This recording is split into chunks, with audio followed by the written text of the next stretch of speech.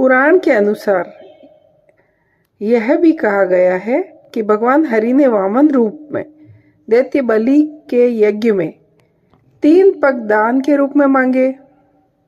भगवान ने पहले पग में संपूर्ण पृथ्वी, आकाश और सभी दिशाओं को ढक दिया। अगले पग में संपूर्ण स्वर्गलोक ले लिया। तीसरे पग में बलि ने अपने आप को समर्पित करते हुए सिर पर पग रखने को कहा। इस प्रकार के दान से भगवान ने प्रसन्न होकर पाताल लोक का अधिपति बना दिया और कहा, वर मांगो। बलि ने वर मांगते हुए कहा कि भगवान आप मेरे महल में नित्य रहें।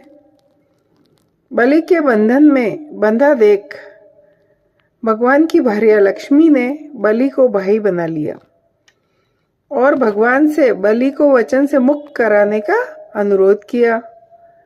तब इस दिन से भगवान विष्णु जी द्वारा वर का पालन करते हुए देवशयनी एकादशी से देव उठनी एकादशी तक पाताल लोक में निवास करते हैं।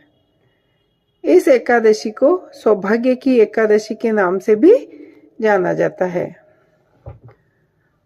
पौराणिक कथाओं के अनुसार एक बार देव ऋषि नारद ने ब्रह्मा जी से इस एकादशी के विषय में जानने की उत्सुकता प्रकट की।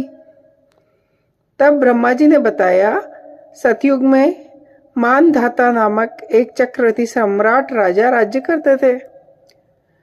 उनके राज्य में प्रजा बहुत सुखी थी, किंतु भविष्य में क्या हो जाए यह कोई नहीं जानता।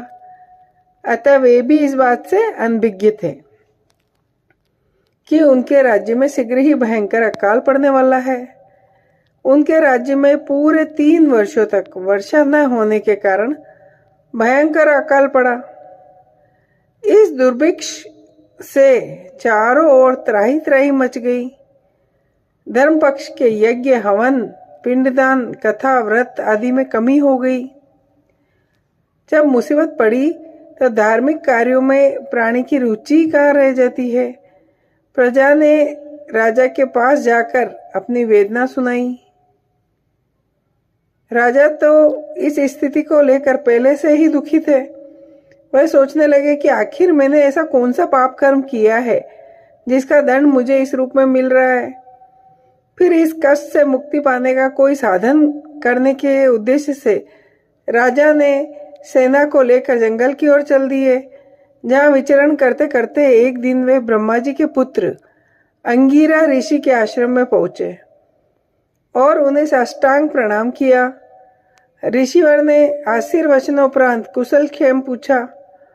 फिर जंगल में विचरने व अपने आश्रम में आने का प्रयोजन जानना चाहा। तब राजा ने हाथ जोड़कर कहा, महात्मन, सभी प्रकार के धर्म का पालन करता हुआ भी मैं अपने राज्य में दुर्भिक्ष का दृश्य देख रहा हूँ।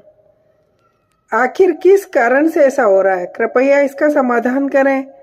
यह सुनकर महिषी अंगिरा ने कहा, हे राजन, सब युगों से उत्तम यह सतयुग है। इसमें छोटे से पाप का भी बड़ा भयंकर दंड मिलता है। इसमें धर्म अपने चारों चरणों में व्याप्त रहता है।